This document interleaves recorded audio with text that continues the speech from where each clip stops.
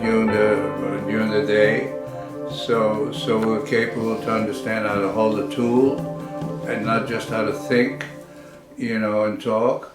So hands are very important in your life. As the Japanese say, if you work with your hands, you'll live a lot longer. So that's a Japanese kind of a idea about the quality of life. Your hands are part of you, not just to feed you, but to make things. So I always gravitated to material. I taught how to make, I was an air cadet. I taught how to make airplane models out of balsa wood and paper, and I was a kind of an instructor at an early age. And then life went on, You move to another country, you start to find a place, and art, especially American art, came into life, I guess, in the 50s and 60s as a uniquely American art. So I came into the place at the right time. What drove me to do that? I don't know. I did, graduated from International School of Photography. I worked as a photojournalist for a while. But what really drove me is I like the hands-on quality of what people make. And paintings and sculpture is essentially, we're working whether it's wood, whether it's steel, whether it's stone, marble, Most great artists, I'm not consider myself, but most great artists worked like Michelangelo, worked with, with marble, painted. There was no limit in what he wouldn't do or wouldn't try, right? Yeah. Any of the great artists. So, who knows? I don't come from the genes that have a lot of artists in my family, but so you come out as the different P, right? Yeah. And here I am, 50, 60 years later.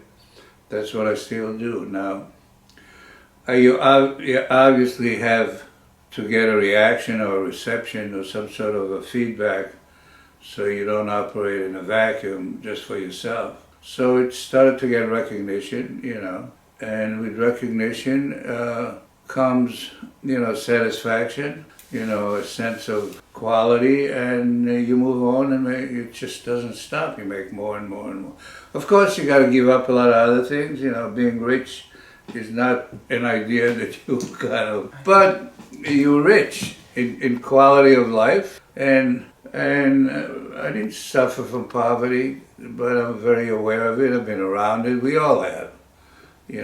So I live in the Middle East, so of course you'd get it. So here I am all the time. It flew by like a week. Your life just all of a sudden you say, wow, here I am, I did the usual thing. I got married, had a couple of kids, but I did all that all the same, and always there was a temptation to go into another field, to supplement it. A lot of stuff got into real estate and that, but I eliminated almost everything and gambled on myself. I kind of pretty much invested all my money on myself. It sounds selfish, not that I wasn't what I consider generous with other people around me.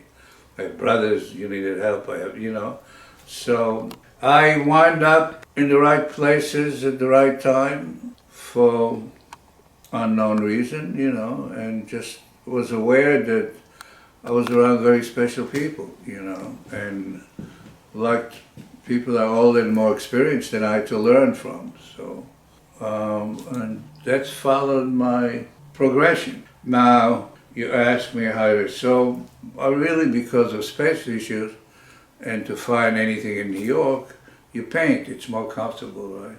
But I wanted a certain quality of age and flatness in my work. And people that work with acoustic, like Bryce Martin, or Chamberlain, that's kind of, I had influences, Larry Rivers, Chamberlain, Bryce, which I interacted with a personal level and became friends, and teachers and comrades, as they say. So how did I wind up with this oxidized steel? And I spent some time in Mexico, in Zihuatanejo, And my friend Larry River had a studio there, so he would let me use it to paint, right? And what I wanted is a much flatter surface rather than the conventional. What intrigued me was, if you're in Mexico or in Europe, like Greece, or North Africa, mostly, or any place where they're fishermen, for example, right? And the colors that they have in their little boats that they turn over for generations and sand them and repaint them and sand them and repaint them, right? So there's a layer of paint behind the paint, which I wanted to get. As a young person, when I was a kid, I lived near a beach in the Mediterranean, and all the immigrants and all the refugees and all the people that traveled from one place to the other, when they arrived, they just dumped their boats, right? So there were a couple of boats, a few, near where I lived, and as kids we used to play on those boats that happened to have rusted and turned over. So it became kind of my playground on top of these rusted, broken down boats that were no longer boats. They were just kind of objects in the ocean. And the color of rust always intrigued me, and the quality of the material. And that's how I took off. And it took years to evolve after painting, going to all the art schools that you go in, stay a year or two and leave, because what you do really can't be taught, because you gotta really create a material that you own, and you own it, you know what I mean? And you own the material, that's how you get. There are a lot of great graphic artists, there are a lot of people that can draw fantastic, but how do you separate from the crowd, In other words, so it's timing, it's serendipitous as to how people just, out of a certain group, because at any given time there's a lot of good artists around. Now how come this one all of a sudden, how come you get a Rauschenberg? How come, you get Jasper Johns or Chamberlain? Or why are they the ones, I don't know, maybe there's no way to explain it, right? I mean, were there a lot of Picassos around? Of course not. But there were a lot of great artists in the 50s in Paris and all over. So I guess a bit of luck and a bit of just keeping at it and not giving up. So painting, so the quality of the surfaces always intrigued me, because they say when you paint, you can have a lot of sun, right? It will kind of fade the colors, or you can have a lot of light. The painting shouldn't be exposed to a lot of light. Yet I am there in Mexico, and when I was visiting Greece, or I was in Morocco, the sides of the buildings are covered with these beautiful colors, I mean, in India you have a blue city, you have a pink city, and it lasts for generations, and the colors don't really fade. So I was trying to get it in painting, and I realized that there were certain pigments that I really can mix with my paint. The only problem is that real paint, like oil paint, is made out of pigments, linseed oil, and some binder, right, to hold it together. What happens after years, if it's not, it starts to separate. The glues and the paint from the canvas and the gesso, eventually with temperature and light starts to separate. Yet on the wall, like Barragan and, and who was Barragan's student, I forget, also great. They painted these walls, and his sense of color just intrigued me. And being in Mexico, Lagareta was, I think it was his student. So here I am, and I'm painting like traditional on canvas, and which you'll see here. And I was doing quite well, but I couldn't get in. I'm walking with Larry with his one day out of the studio. I said, "Oh, this is nice. This is nice." And some of the pigments I was using fell on some steel, on some steel outside, and it rusted in the same color. The process of oxidation gave the steel that color. And I said, well, here it is. I don't have to have, a fresco has the same quality. You put it outside, it's on the wall just with pigment, but I can't carry a wall around with me, right? So I looked, Larry looks at me and I look at Larry. I said, Larry, this is what I want. So it took me 30 years to develop the process, right? But even when I started, there was a gallery, Ivan Carper was one of the great dealers, and he liked my paintings, and he showed some.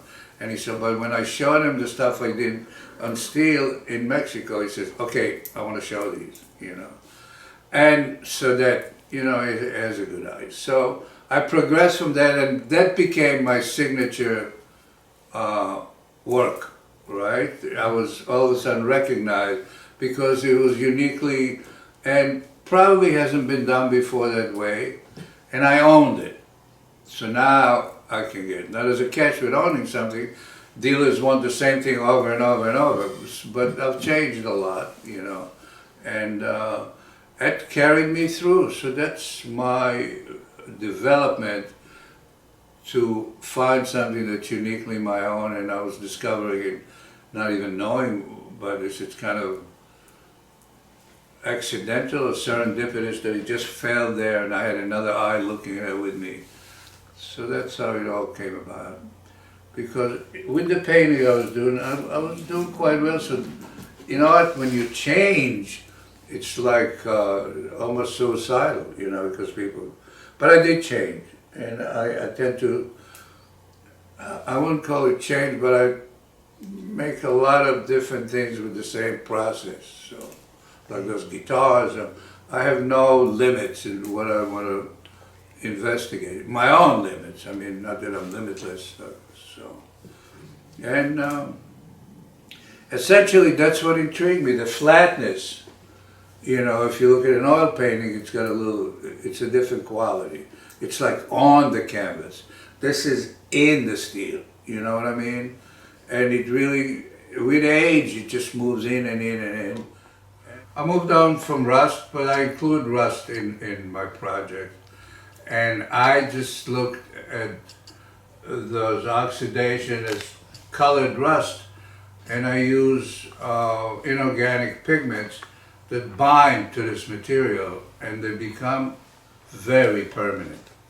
Now, it took me a long time because nobody trusted that it does, And as you can tell on this one or that one, this is all purely rust and pigments, right? Yeah. Zinc. So, I don't know, so I started to show, and it has a reception, and some big, nice galleries picked me, like Marlboro or something amongst them, which I didn't have a show with because that's another story, but it had a reception. And then came Sundaram Tagore, who was just a great dealer for me, he was, and took to it, and I was with him for 10, 15 years. He's a descendant of Rabindranath Tagore, the famous Indian poet laureate, won a Nobel Prize for poetry, who came from a long line of artists in the family from Calcutta. And he took me all over the world, my work that is, which is me. As what did Matisse said? Art is my wife, and my wife is my mistress, right? This kind of. So that became essentially, it became that that's all I do, and it kept me alive all that time, which is, as Alex Katz said, if you're still making art paying your rent with it after the age of 60, you've succeeded, you know what I mean? So I start, I guess, with an idea that strikes you, or an image that you've seen, or something, like de Kooning used to start his painting. He would cut it oops, is that, he would cut lips of a woman out of the newspapers and put it on a big canvas and start there, and then it became these women kind of. So you choose, you don't know why you choose what you choose, but you do. And what do I know where I'm going or where I'm going to end up? Art is like unprecedented knowledge. You know, you're looking for something particularly, but as you're looking, you know, it's like getting lost in a car. You find things that you would have never seen. So when you start a work, you're looking to produce something specific, but you can't get stuck. So this is a very good example. That I started with the idea of really, that I saw an image, you know, there was a beautiful photograph of a place. I didn't have to go there like the old days and put a canvas up and look at it and plein air kind of painting, and it stuck in me, and this was years ago, but I never got a chance to really get to it, to have enough free time or enough money in the bank to take a chance. Like my last show was made of rice and beans and toilet paper, right? Because when the pandemic hit, you know, I didn't want to draw the pandemic viruses, I wanted to, again, use the elemental things we use and need to survive, like rice and bean is eaten all over the world. It's just recognizable, right? And at the end, that's the least expensive meal that all poor people eat, right? With anything, whether it's China, Mexico, Middle East, you know, except maybe Italy that has spaghetti, right? But rice and beans is an image that translates something to everyone, right? Why did I do the toilet paper? What happened was, it reminded me that I came out here, I came to the studio, I was in the city, I think, and I needed to get some toilet paper. So I went into the supermarket, you know, and I got a bunch of toilet paper. Well, I have two places, so I didn't get enough, so I went the next day to get toilet paper. You couldn't get toilet paper. There was an avalanche of people. Remember they said that you're going to be out of toilet paper? That's the thing that came with the pandemic came.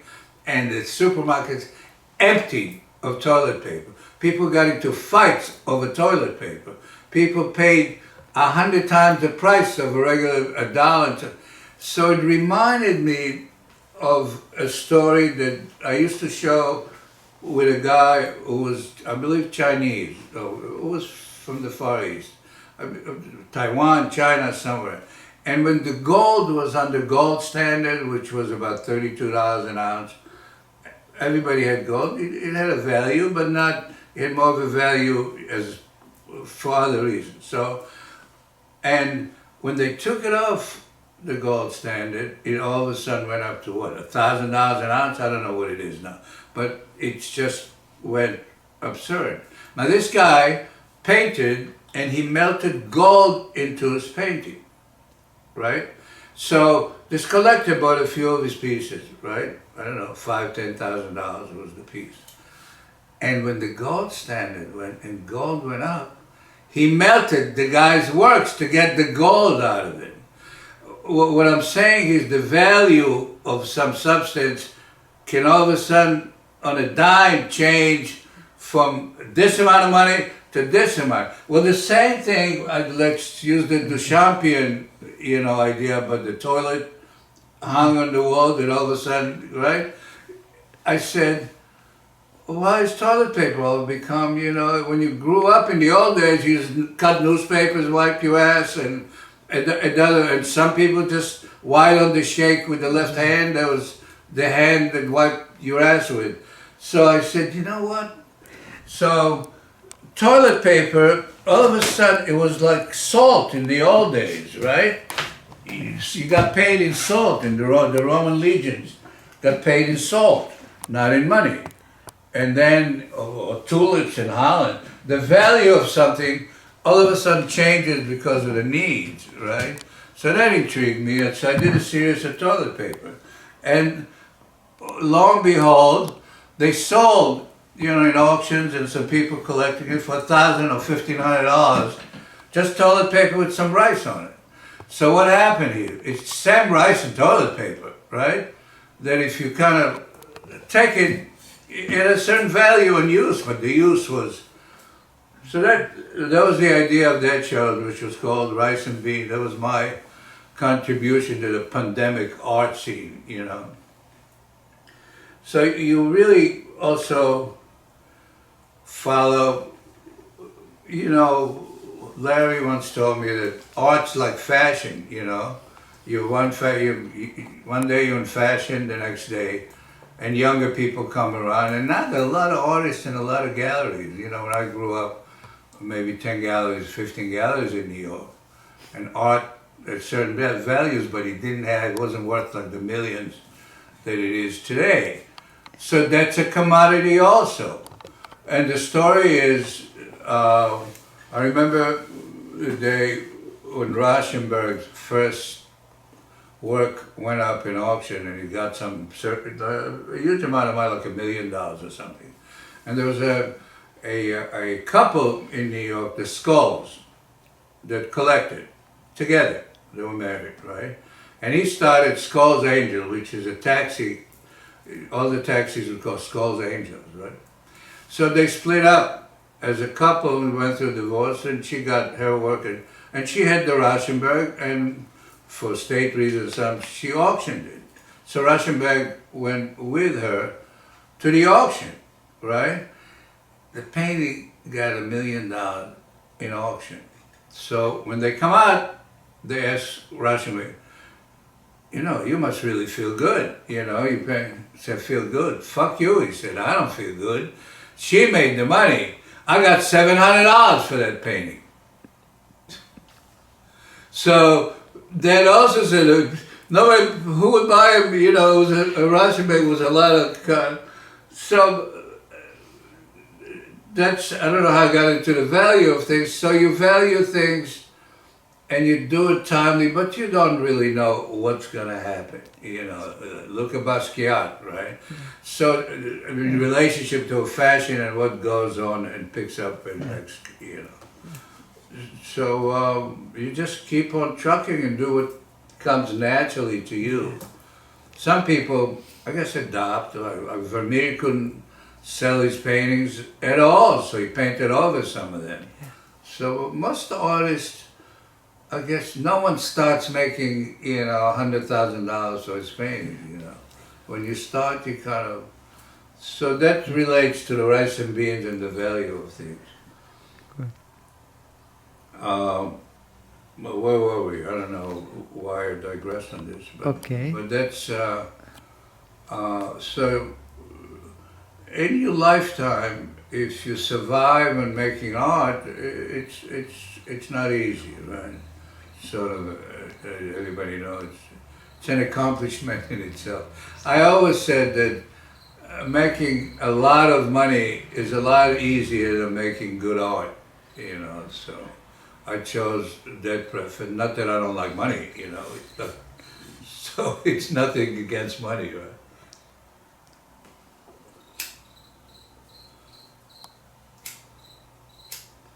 What? You have to have an audience. You have, so you bet on yourself. Some people bet on the horses, some people bet on real estate, and all together, but they forget to bet on themselves. I don't know that they all do, but most find that once you have a lot of money, okay, what do you do now, right? With art, I don't think it stops, whether you have a lot of money or don't have a lot of money. Artists would just continue making art, not that it's so unique and separated, or maybe they are, they register what's happening at a certain time through photographs, and I did a lot of photography and schooled in photography, and I just found it, I needed to work with my hands myself. It was almost second generation. You take the photograph, you can, it's just a matter of choice. I love photography, good photography. And it's just as difficult, good photography nowadays, especially when everybody's got a camera and taking a million pictures. When I worked as a photojournalist, I had a boss, and I used to use 4x5 Graflex camera with a bulb still, right? And he used to send me on a project, right? Like boxing matches or MacArthur's funeral or we used to go to conventions. And he said, look, that's before the automatic cameras came, before motorized cameras and before digital cameras. He gave me a roll of film. He says, come back with the pictures. He says, I don't need 100 pictures. And when it's the loaders, you know, the sheets, the 4x5 sheets are there, he says, I'm giving you 4 sheets. You know, come with the story. I don't know, he worked for the news. We worked for Agence France Presse and Deutsche Presseagentur. He says, a good photographer can get, and he was telling me a story about when they had the ball for all the girls that came out to the society. What is it called? The society ball, right? At the Waldorf. He said, and you have to learn some tricks, you know, in photojournalism. I said, like what? He says, well, everybody goes to photograph all the beautiful young girls that are coming into society as they come down the staircase in photos. So I said, so what did you do? He says, well, we bought a box and about 20 mice. And when I was ready to shoot the picture, I told my assistant to release the mice. And when the girls saw the mice, they go, ah! And they ran around, and you got a great picture. Nowadays, so you learn, it's tricks of the trade. I guess with paintings, you learn that you got to be inventive. You know, everybody's got a camera and everybody's the same subject. How do you separate from the crowd with a good photo, right? A lot of it is accidental. You click when it happens.